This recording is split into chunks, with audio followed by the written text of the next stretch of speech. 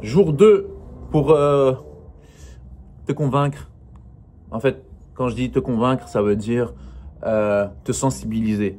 Parce que moi, te convaincre, ben, en fait, le truc, c'est que j'ai pas un pouvoir à ce niveau-là.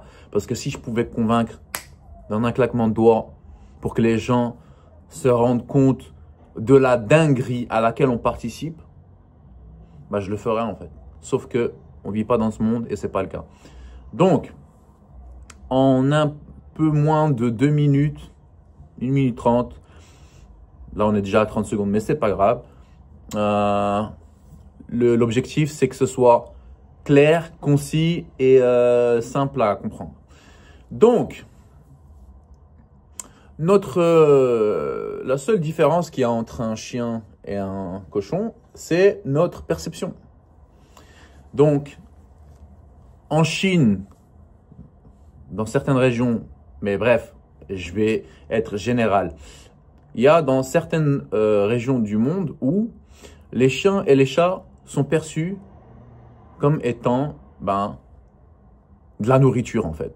Comme en Europe et plus globalement en Occident, on considère certains animaux, certaines catégories d'animaux comme étant de la nourriture.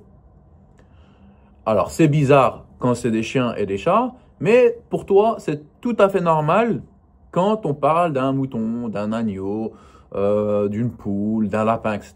Pour toi, c'est totalement normal. Eh ben, j'ai le même sentiment que tu as et que tu éprouves à l'égard des gens qui mangent des chiens et des chats. D'accord? Et si c'est juste une question de perception, on parle de quelqu'un qui est biaisé en fait. Et il faut être conscient de ses biais cognitifs dans n'importe quel domaine et encore plus dans ce domaine-là. C'est-à-dire que pourquoi on donnerait plus d'importance aux chiens et aux chats? Parce qu'aujourd'hui, on leur donne carrément des droits et aussi si tu mutiles des chiens ou des chats, tu peux prendre cher au niveau de la loi belge, française.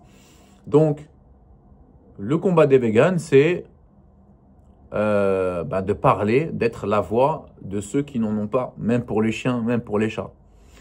Et encore plus pour les vaches, pour les veaux, pour les agneaux, pour les lapins.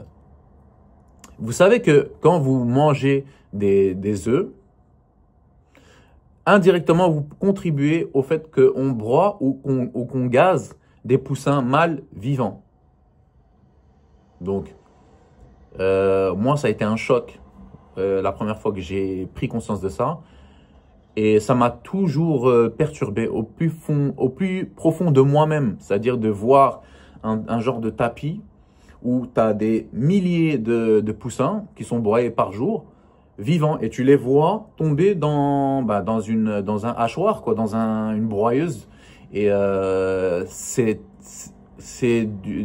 sais pas comment te qualifier ça, mais pour moi, c'est d'un niveau de démoniacité ou de diablerie.